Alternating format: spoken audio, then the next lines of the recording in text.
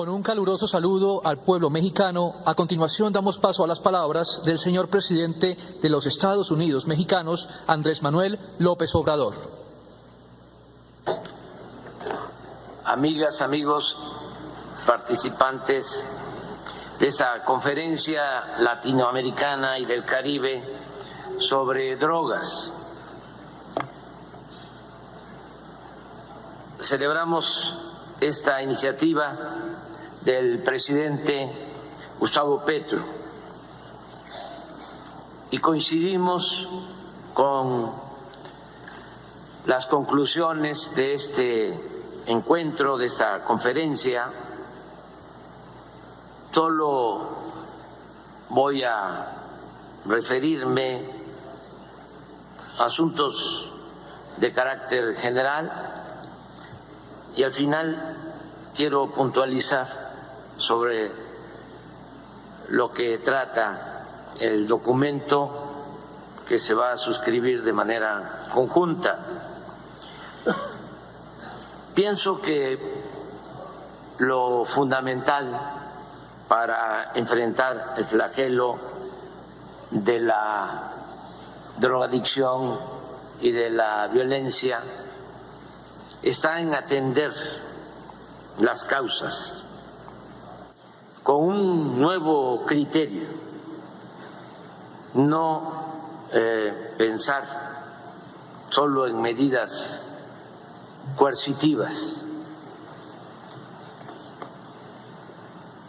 Tenemos que poner por delante el criterio de que la paz es fruto de la justicia.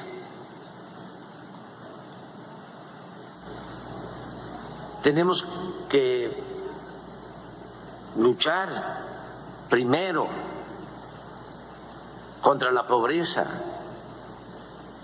contra la desigualdad,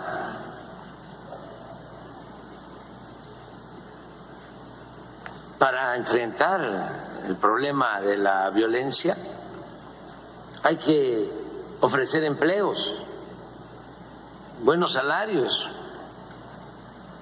atender a los jóvenes, garantizarles la oportunidad de estudio, de trabajo. También fortalecer nuestros valores culturales, morales, espirituales. Tenemos que utilizar toda la reserva de valores que hemos heredado de las grandes civilizaciones que florecieron en nuestra América. Eso está ahí. Por esas culturas nos hemos salvado ante pandemias y terremotos e inundaciones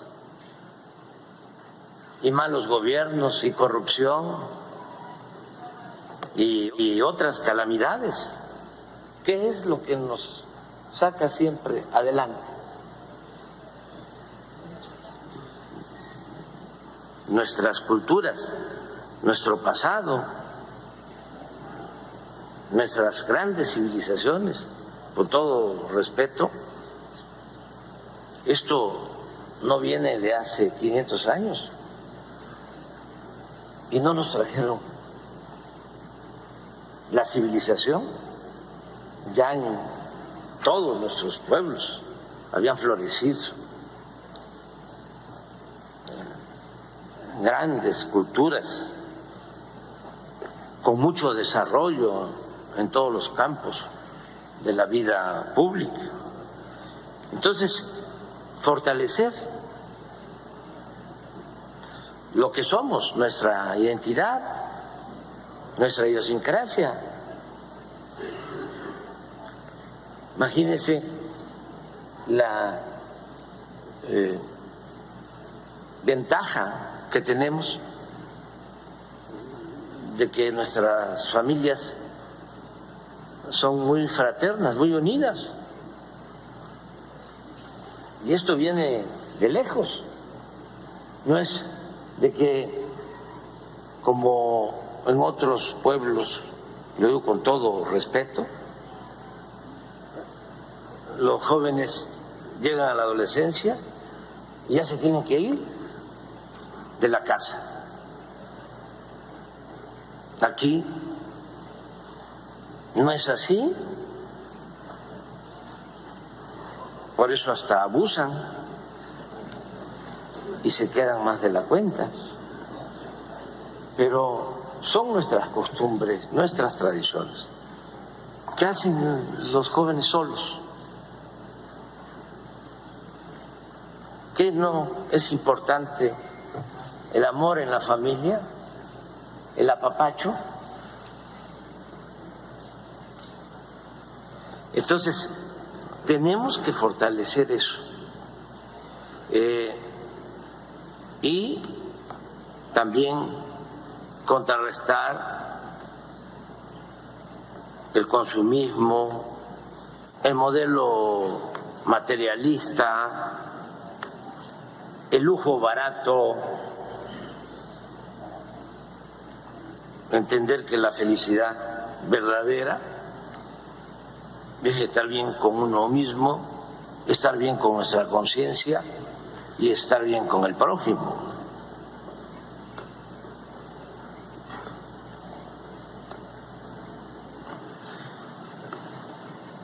De modo que tenemos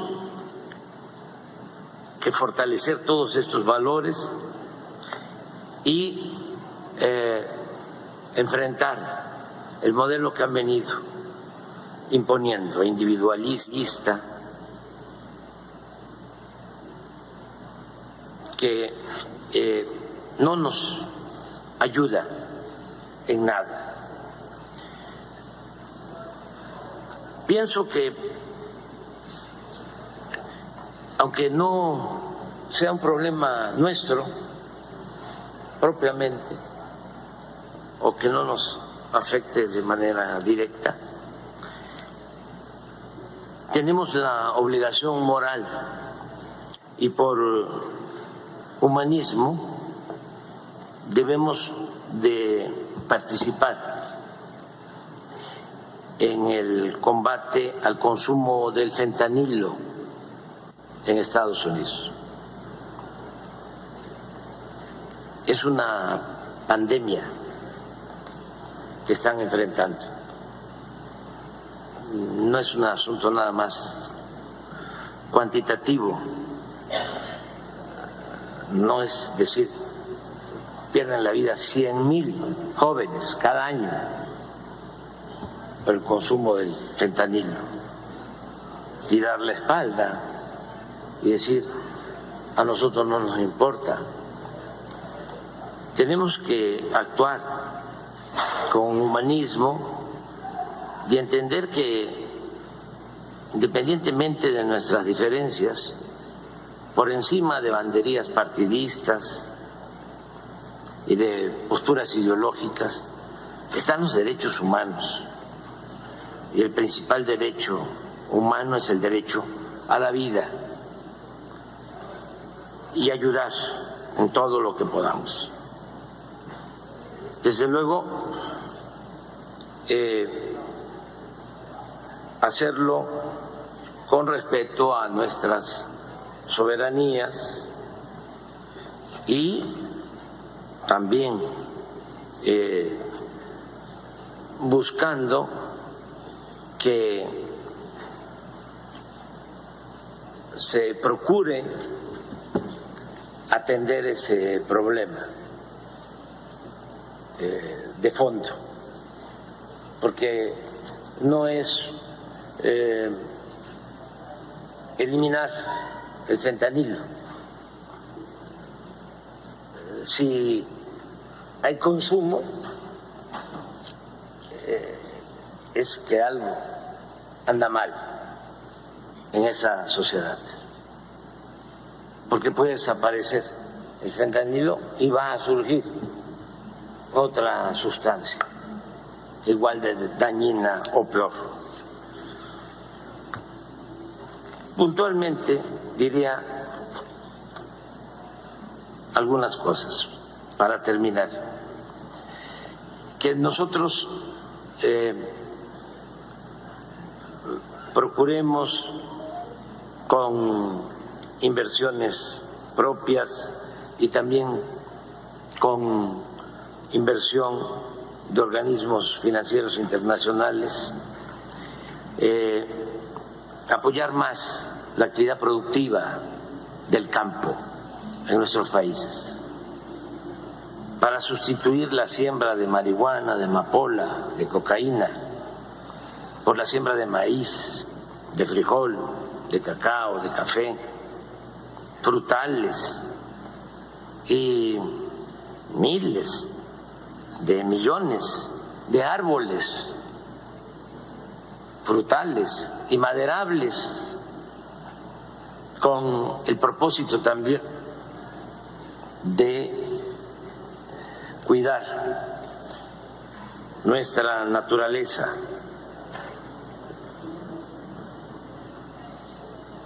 Nosotros tenemos en México un programa que se llama Sembrando Vida.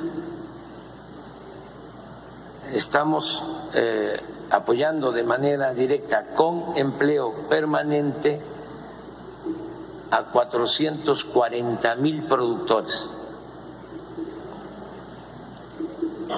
que se les entrega un subsidio para que cultiven sus parcelas, sean ejidatarios, comuneros, pequeños propietarios, y que siembren árboles frutales, maderables, ya en más de 1 millón de hectáreas.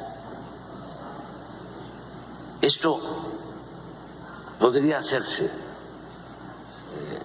para recuperar la selva tropical y como un plan de reforestación. Significa también dar empleo, ocupación.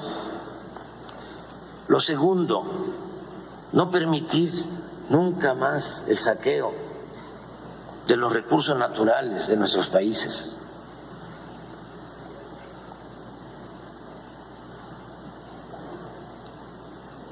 Más que una pandemia, una peste, es la corrupción. Y hay que desterrarla.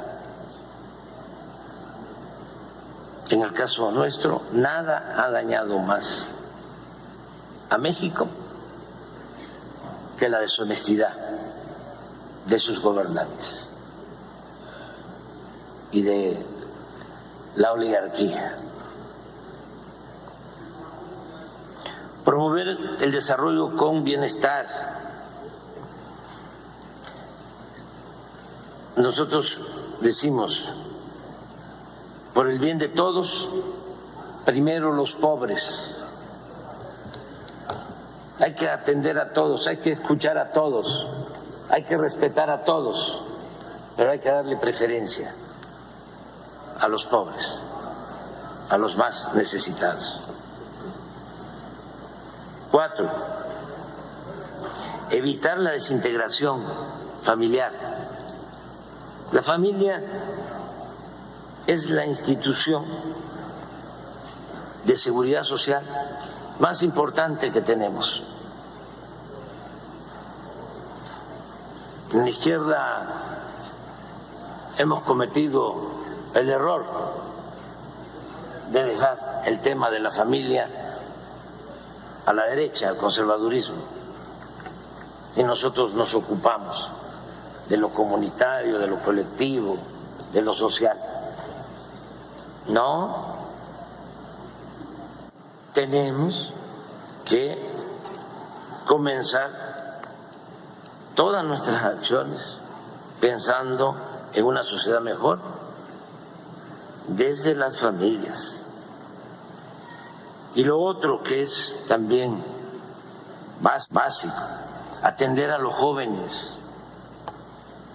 En el caso de nuestro país es muy vergonzoso que nunca se hizo nada por los jóvenes. Lo más destacado fue que en el sexenio pasado se acuñó la frase discriminatoria de llamarle a los jóvenes niñis, que ni estudian ni trabajan.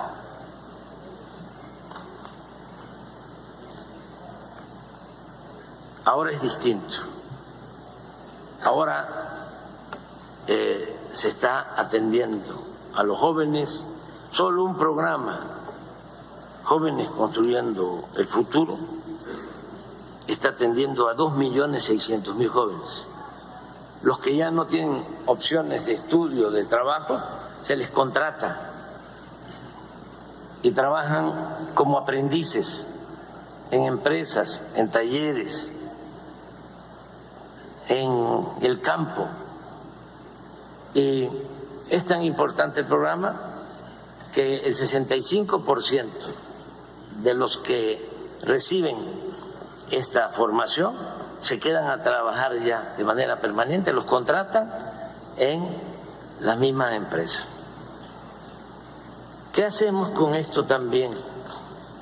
Es quitarles el semillero a las bandas de la delincuencia,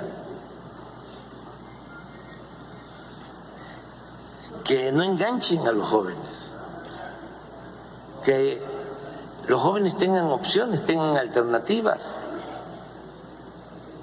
de modo que esto debe tomarse en cuenta. Ya dije y repito,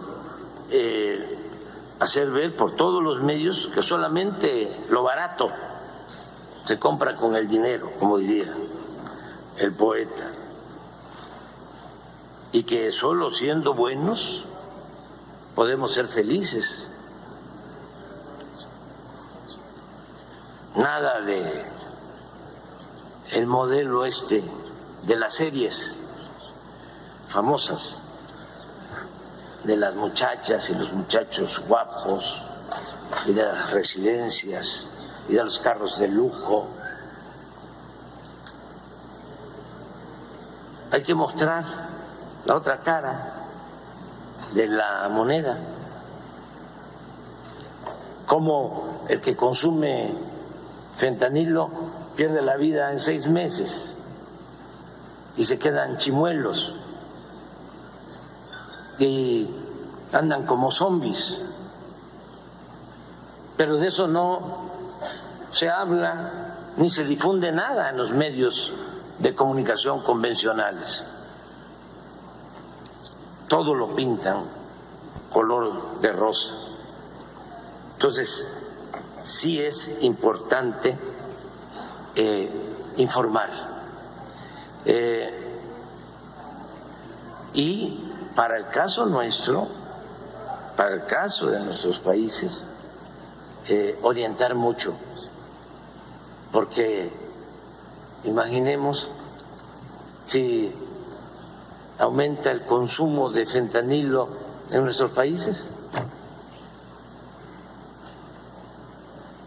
sería terrible. Entonces sí hay que prevenir y hay que orientar mucho. Por último, el presidente Petro lo sabe muy bien y lo aplica. No debemos optar por el uso de la fuerza, no a la guerra.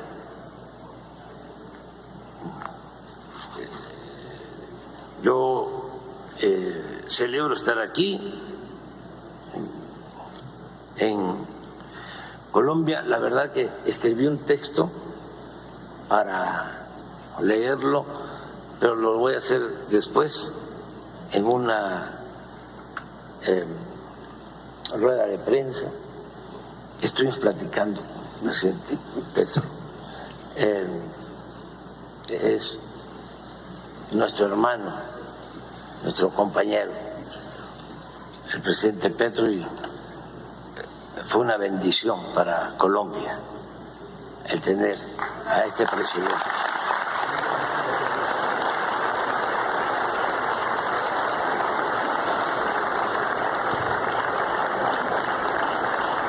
Aunque lo voy a decir al rato, me voy a repetir.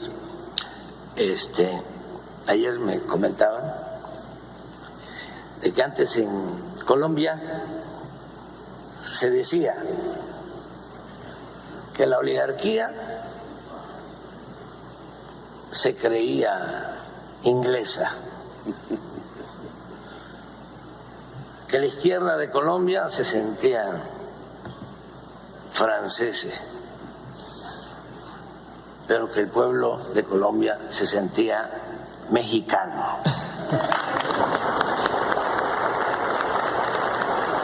Muchas gracias.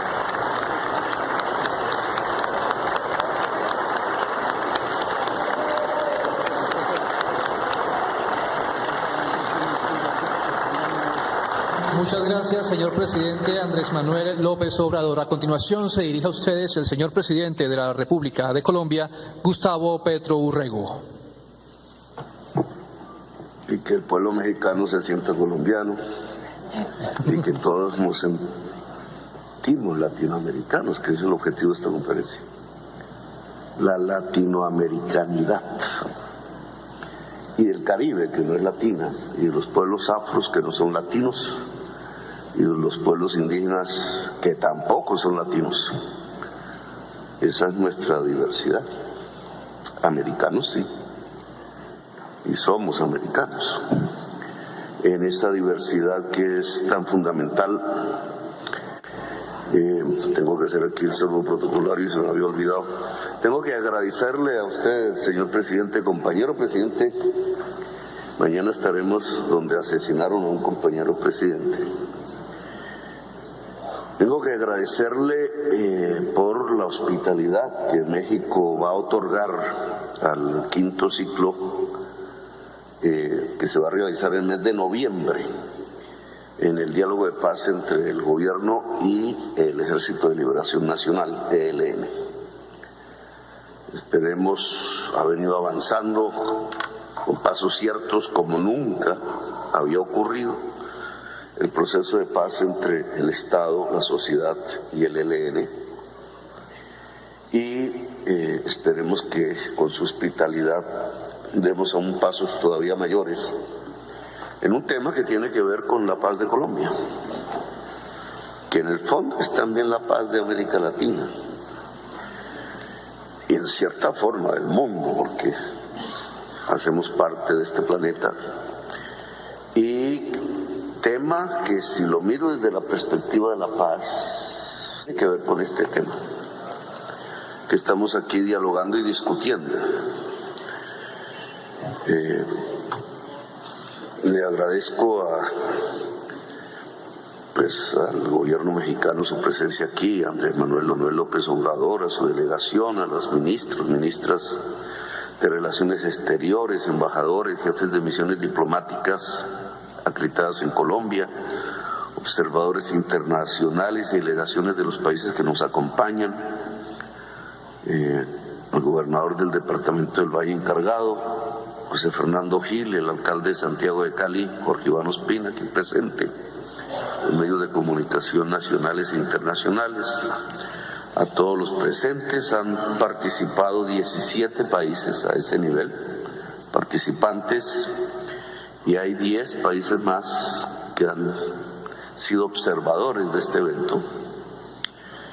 Este evento que el presidente Andrés Manuel López planificamos un poco, ideamos en México, cuando fui allí en la visita, tiene un propósito. Yo soy un poco más afanado en conseguir los propósitos y estos temas tendrán mucho más largo aliento que incluso nuestra propia existencia. Pero tiene un propósito, y es que América Latina hable por sí misma y no repita los discursos oficiales del poder mundial. en este tema específico. Que podamos a partir, porque hemos vivido la experiencia, la estamos viviendo, de estos 50 años en el caso de Colombia, que es por donde comienza este problema, que ahora es un problema americano, en todo el sentido de la palabra, de las Américas. Pero tenemos esa experiencia de 50 años, una experiencia sanguinaria y feroz. Y se empieza a repetir desde hace algunas décadas en otros países, México. Por eso, quizás el hecho de que sea Colombia y México los citantes de esta reunión tiene un sentido, un valor en el planeta Tierra, en la humanidad. Porque nosotros somos las mayores víctimas de esta política. Y empiezo por subrayar la palabra víctimas, no victimarios. En los 50 años nos han señalado como victimarios. Y ha sido tanto el temor ante el poder mundial de nuestras capas dirigentes de la política, que entonces lo único que hemos hecho es, de una manera vergonzante, porque sabemos qué pasa en nuestros países. Hay un dicho popular en Colombia que es ser más papistas que el Papa. Es decir, repetir el discurso oficial de la lucha o de la guerra contra las drogas durante 50 años. Repetirlo y repetirlo, porque creemos que si nos separamos una coma de él, que si decimos, oiga, esperen, ustedes no tienen razón, señores de la Unión Europea, o señores de Naciones Unidas, o señores del gobierno de los Estados Unidos, o señores del gobierno ruso, no tienen razón, entonces nosotros mismos no lo decimos, nos autocensuramos, porque le tenemos temor a que nos digan que es que estamos aliados con el narcotráfico.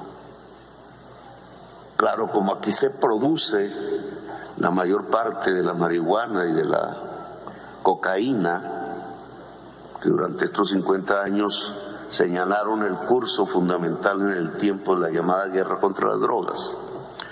Entonces nos da miedo a decir, oiga, lo que ustedes, que tienen la mayor parte de los consumidores de esas drogas en sus sociedades, nos da miedo decirles que están equivocados. Y repetimos un discurso oficial que si fuese por simplemente las palabras, pues sería de pronto hasta inocuo, pero resulta que tiene unas consecuencias dramáticas en nuestras propias sociedades. Y que nuestro silencio en estos 50 años ha sido cómplice con un genocidio en nuestros países. Porque eso es lo que ha provocado la política oficial de guerra contra las drogas en nuestra América Latina. Un genocidio. Y nosotros somos dirigentes políticos y sociales, unos de derechas, otros de izquierdas, otros no saben qué son, otros buscando alternativas, otras y movimientos que nacen en nuestra juventud y dinámicas. ¿Cuál es nuestra responsabilidad alrededor de este tema? Que cada vez más determina los destinos de nuestras sociedades, cada vez más. Antes pensábamos que era un problema de Colombia, nosotros encerrados, inundados de nuestra propia sangre, solos. Pero hoy no es así.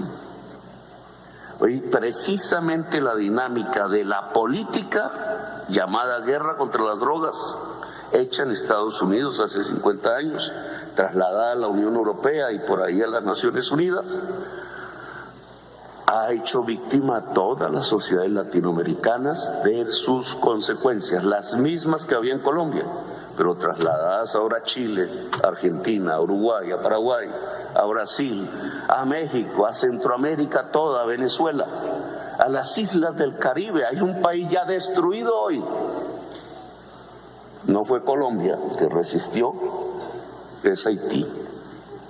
está destruido por este tipo de política. Todo, su Estado fallido, su sociedad inmersa en la autodestrucción. La sociedad que le gritó a todos nuestros países hace 2 siglos la palabra libertad. Qué paradoja, como si cerráramos el círculo. Allí donde por primera vez se habló de república, de libertad, de democracia, es donde está hoy, al final de esos 2 siglos de vida republicana de nuestra Latinoamérica, el final del ciclo, la autodestrucción. Eso no es una coincidencia, eso llama a una reflexión y a unas posiciones que tenemos que tomar sin miedo y sin temor. La política llamada guerra contra las drogas ha fracasado. No sirve. Si la continuamos, no vamos sino a sumar otro 1.000.000 de muertos en América Latina. Y vamos a tener más estados fallidos y vamos a tener quizás la muerte de la democracia en nuestro continente. Quizás. Y voy a tratar de explicarme. Porque es el inicio, yo sé, de un debate entre nosotros, pero que tiene que ser entre nosotros, por eso queremos una conferencia de presidentes de América Latina para continuar esta discusión en sus tonalidades, unas nosotros le llamamos godas, conservadoras, fundamentalistas, extremistas, otras científicas, otras progresistas, que ojalá se junten a las visiones científicas que deben ser los verdaderos faros de las decisiones de la política. Es la ciencia la que nos tiene que guiar. En esto no hay puntos finales, este es un debate, un proceso, unas experiencias en camino, pero hay que admitir las equivocaciones, si no, no salimos de la trampa, porque es una trampa. Veamos, yo soy economista, soy hombre de izquierda, fui insurgente, peleé en estas montañas. Progresista es mi electorado, no es la inmensa mayoría de la sociedad colombiana, es la mitad de la sociedad colombiana. Nunca una persona como yo había podido ganar las elecciones en este país. Este país es relativamente conservador.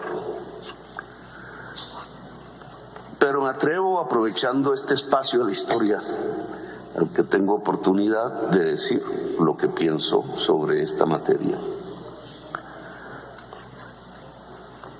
Soy economista y quisiera abordarlo un poco desde la profesión y desde el ABC que todo muchacho, muchacha que entra a estudiar economía aprende en el primer semestre, lo básico.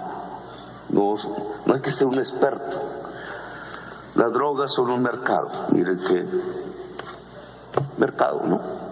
Todos lo aceptamos aquí, es un mercado.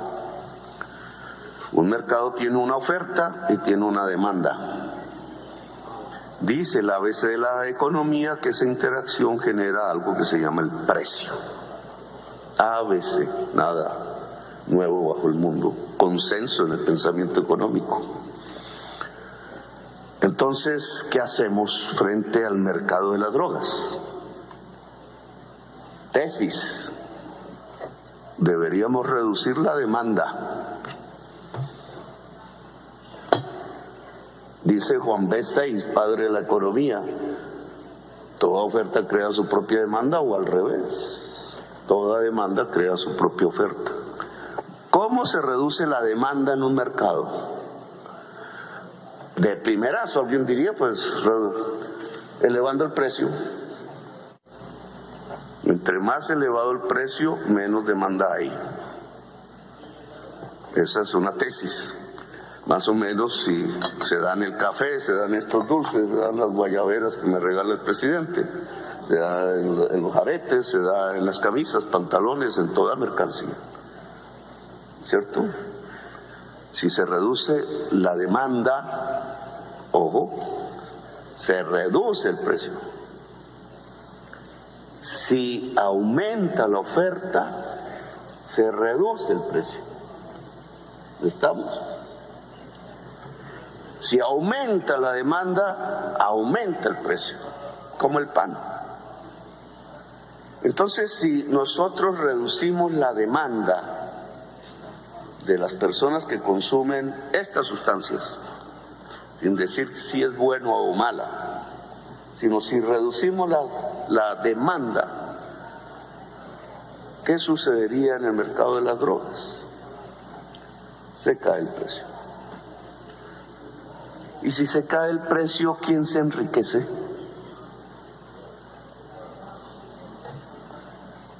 Quizás nadie, incluso todos quebrarían del lado de la oferta. Se acaba el narcotráfico, amigos y amigas. Para acabar el narcotráfico hay que reducir la demanda. Ahora, la demanda se reduce en el caso de las drogas a partir del precio. ¿Es el precio la variable que mueve el consumo de las drogas? De tal manera que si yo elevo sustancialmente el precio, ¿se acabaría la demanda? ¿O al revés? No. La demanda por drogas depende no del precio, depende de unos factores, y ahí el problema. Según la ciencia, de gentes que se vuelven adictas sin saber, incluso todavía no se sabe por qué una persona se vuelve adicta al alcohol y otra consumiendo el mismo alcohol no. O al café, que tiene cafeína. No. Hay adicciones que habría que, desde la ciencia, mitigar. Tesis discutidas en la Bogotá humana. Las adicciones crecen porque hay falta de afectos en la sociedad. Es decir, de amor. ¿Cuál es el antídoto contra el consumo de drogas? El amor. Mire qué diferente el discurso oficial al que estamos pronunciando. Sociedades que se van quedando sin amor, que van rompiendo las comunidades porque hay que competir, y entonces el hombre del éxito y la mujer del éxito, y lo que ven por los comerciales. ¿Cómo es un hombre de éxito, Álvaro? Más o menos así como Álvaro. ¿Cómo es una mujer de éxito? ¿Cómo le venden a uno eso en la cabeza? En la educación que hacen los medios de comunicación y la publicidad y el mercado alrededor del éxito de una persona. Se van rompiendo las familias, va siendo la soledad. La soledad aparece como el factor de mayor producción de consumo de drogas. Las sociedades con más soledad son más consumidoras. ¿Es la mexicana la más consumidora? ¿Es la colombiana? Que no es si nos arriba una calle y los muchachos y las muchachas se están mirando entre sí. Vayan a una calle en Bruselas o en Nueva York, ¿y qué encuentran? La experiencia de andar en una calle bogotana o caleña, o una calle norteamericana o Norteamérica de los Estados Unidos, es totalmente diferente.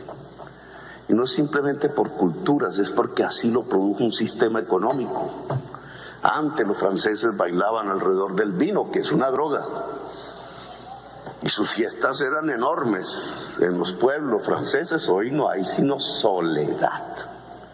El capitalismo, en su fase más tardía, llevó a las sociedades que hoy consumen drogas a la soledad, y por eso consumen drogas. La droga reemplaza la falta de afecto y la soledad. Pero esto no se puede hablar entonces. ¿Por qué? Porque la política oficial no está en este mercado en recortar la demanda. Esta es en recortar la oferta y a la fuerza. La demanda no está aquí en la política oficial. Y miren las cosas que se van produciendo en estos discursos que se vuelven como verdad cierta y que son simple hipocresía. recortar la oferta por decreto y usar el Estado para acabar la oferta. Esa es la guerra contra las drogas. ¿Sí o no? Y no nos enseñaron los mismos Estados Unidos, la misma experiencia histórica y lo que hoy es Rusia, que el Estado no puede acabar el mercado. Si yo escucho a la derecha, no me está diciendo exactamente eso, que qué equivocación de los bolcheviques, de los socialistas, de los comunistas, ahora dicen de los terroristas, de pretender que desde el Estado y por decreto se podía acabar el mercado, que fue lo que pretendió el socialismo soviético, ¿o no? Pues fracasó el socialismo soviético. Fracasó. Ese mundo no era cierto. No se puede acabar el mercado por decreto. No se puede con el Estado acabar el mercado subsiste. Lo cual significa que el socialismo no se construye desde el Estado. Pero bueno, esa es otra discusión. Si esa es la experiencia histórica que hemos vivido en el siglo XX, si la ilusión del socialismo soviético desapareció en el 89 y nos convencimos nosotros y todos que el Estado no puede acabar el mercado, ¿cómo es que aquí en esta política de guerra contra la droga nos dicen que el Estado puede acabar el mercado? ¿No es una contradicción en los términos? Oiga, si la Unión Soviética se acabó, ahora nosotros pretendemos que el Estado acabe la oferta por decreto, usando los fusiles, los militares, las naves. Nos invitan a una conferencia en la Unión Europea de ministros de defensa. ¿No debería ser más bien de ministros de salud pública, me pregunto yo? ¿O es que el fentanilo lo van a acabar con fusiles? Apenas entre el fentanilo a la Unión Europea se produce exactamente lo mismo que en los Estados Unidos. 100,000 muertos jóvenes al año, 2 veces la guerra de Vietnam. La cocaína en Estados Unidos mataba 4,000 al año. Y la marihuana, ninguno. Y ahora son 100,000. Con fusiles, con calabozos, con cárceles privadas, metiendo otros 10 millones de norteamericanos a la cárcel. ¿Así se va a acabar? Pues esta guerra pensada así, contra toda evidencia, ha fracasado. Ha fracasado. Si yo digo esto en una prensa, un medio de comunicación, siempre alguien me va a decir, oye, ¿y qué usted está pensando? Que entonces toda la juventud se vuelva drogadicta. Usted está pensando, usted es un aliado de los narcotraficantes, ya me lo dicen. No, porque cada dólar que se invierte en recortar la demanda ayuda a la familia a que no se produzca la adicción. Cada dólar que vaya al hospital público, al médico, a la salud mental, a psicólogos, a psicólogas, a jugar en los jardines infantiles, a crear amor, ayuda a reducir la demanda por drogas. Pero cada dólar que se dedica a recortar la oferta hace crecer el precio. Y si crece el precio, los narcotraficantes tienen más dinero para comprar fusiles, para comprar vehículos blindados, para comprar misiles, para comprar políticos, para comprar senadores, para comprar generales, para comprar jueces, para comprar presidentes. Y entonces aquí está nuestra historia latinoamericana reciente. Si cogemos todos los presidentes y políticos que han sido puestos presos y condenados por sus relaciones con el narcotráfico en todos nuestros países, encontraríamos que todos repetían el discurso oficial de la guerra contra las drogas. Más papistas que el Papa. Hipócrita. Aquí en Colombia ordenaban fumigar decenas de miles de campesinos con un veneno que se llama glifosato. Sus bebés, sus perros, sus familias, sus cultivos de pancoger, todo. Porque así se combatía el narcotráfico, decían. Ordenaban ir a los campos y el que tuviera un campo de hoja de coca, capturarlo y meterlo en la cárcel, 25% de los presos. El que vendía droga en un barrio, cogerlo preso, generalmente un joven, y a la cárcel. Y el que consumía, a la cárcel. Cualquiera que fuese la cantidad de droga que tuviera en un bolsillo. Una guerra entre la policía y la juventud civil en los barrios populares. Una guerra visible, todos los días, todas las noches. Y ese mismo político que ordenaba hacer eso, se abrazaba en la noche en los clubes con el más grande narcotraficante de Colombia. Yo afirmaba en mis discursos, los senadores de la República hacían por las mañanas las listas de quienes iban a ser asesinados y por las noches hacían leyes de la República.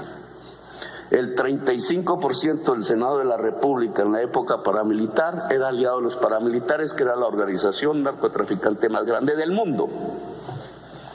35% del Senado de la República, todo fue a parar a la cárcel. Estados que se van volviendo narcoestados. Ese es el producto de la guerra contra las drogas.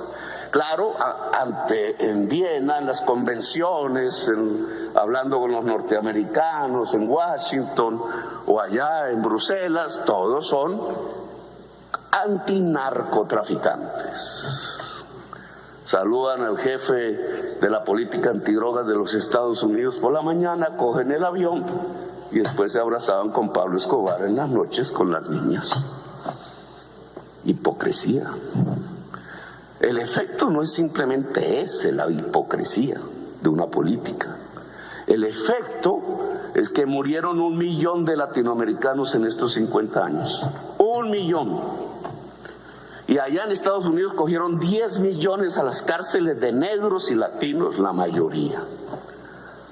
Y nuestros estados hoy tienen regiones, subregiones bajo control mafioso, no bajo control de la democracia. Incluido Haití, que está todo ya bajo ese control. Y hemos tenido presidentes que son narcotraficantes, y políticos y dirigentes en todas las vertientes de la ideología. Y el culpable ha sido el campesino, el humilde.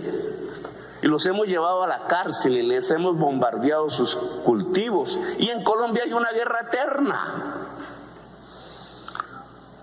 que se extiende, no que se quita de Colombia, sino que empieza a aparecer en sus formas, o que es el Comando Rojo en Brasil, o el Jalisco, y el Sinaloa, y no sé qué vainas. Ejércitos privados cada vez más fuertes con capacidad de derrotar o comprar estados. Y esa se ha vuelto América Latina, el país de los poetas y los escritores y de la belleza, como digo yo. Los países de la belleza se han vuelto eso. Ese es el resultado de una política desastrosa y equivocada, a la cual hay que ponerle punto final. Y es América Latina la que tiene que hablar y decidir, porque es la víctima. La víctima, no la victimaria. Y están engañados los de la Unión Europea y están engañados los centros de poder mundial, porque están escapándose de una discusión en donde el culpable es el campesino andino o de la selva amazónica, y no se cuestionan por qué en su sociedad tantos jóvenes consumen solitariamente drogas hasta matarse. Ese es el problema central. Como esa discusión lleva a un cuestionamiento del estilo de la sociedad, entonces América Latina tiene que ser la culpable porque no quieren asumir esa discusión.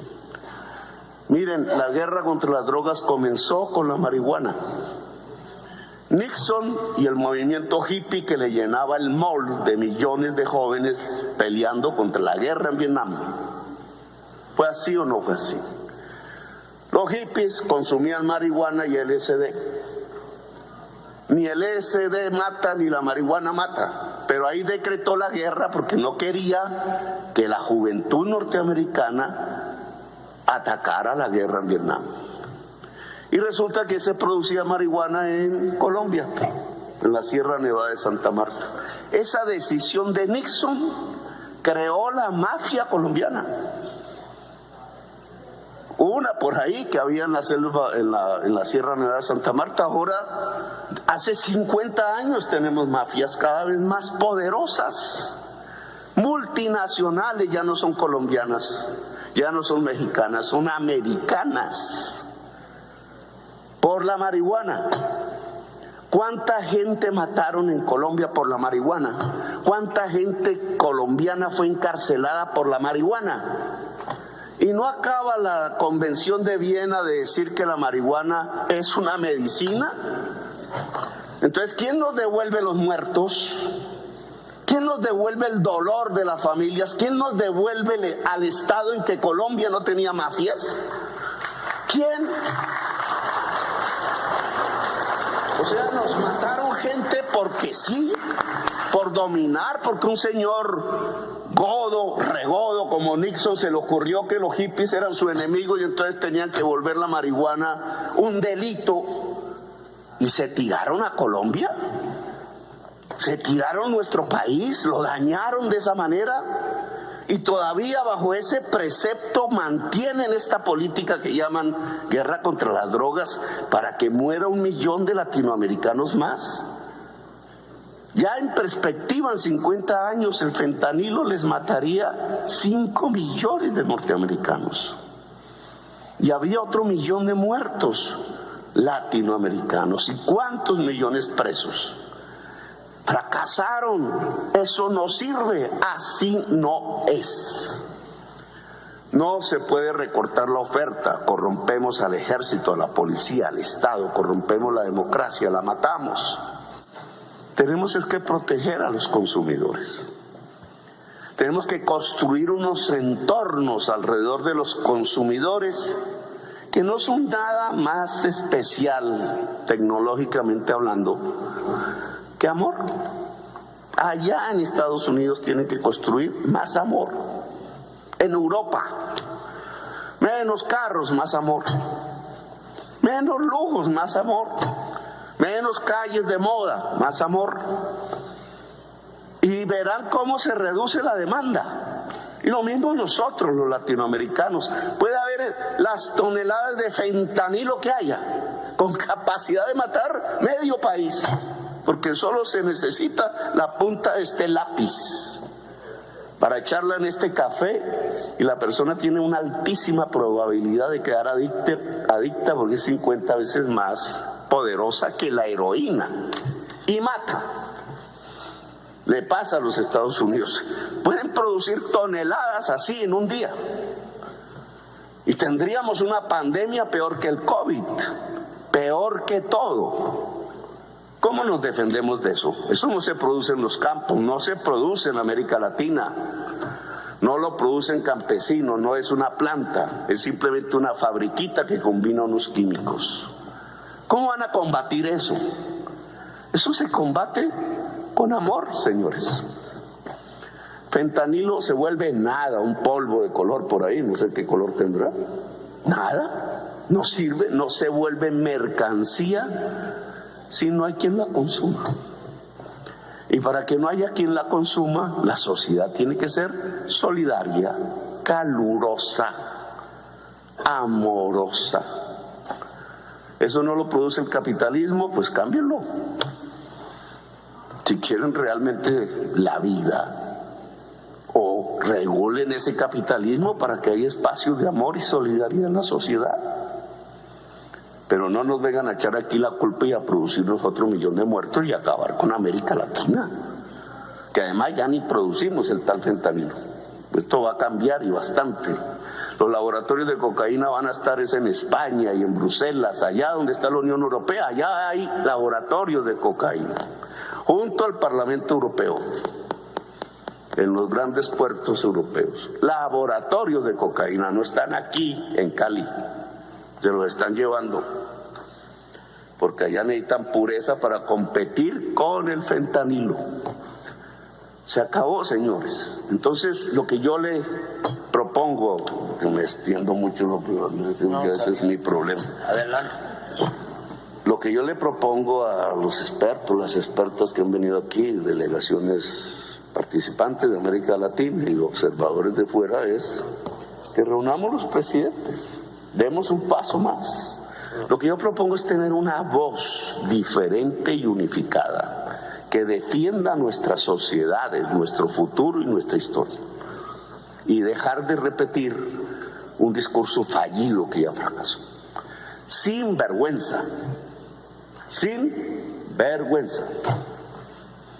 es lo que significa la palabra. ¿Por qué? Porque no tenemos nada que ocultar. Porque los que han cometido los errores no somos nosotros realmente. Los que hemos puesto la sangre somos nosotros. Los que hemos puesto el dolor somos nosotros. Los que nos han destruido la belleza somos nosotros.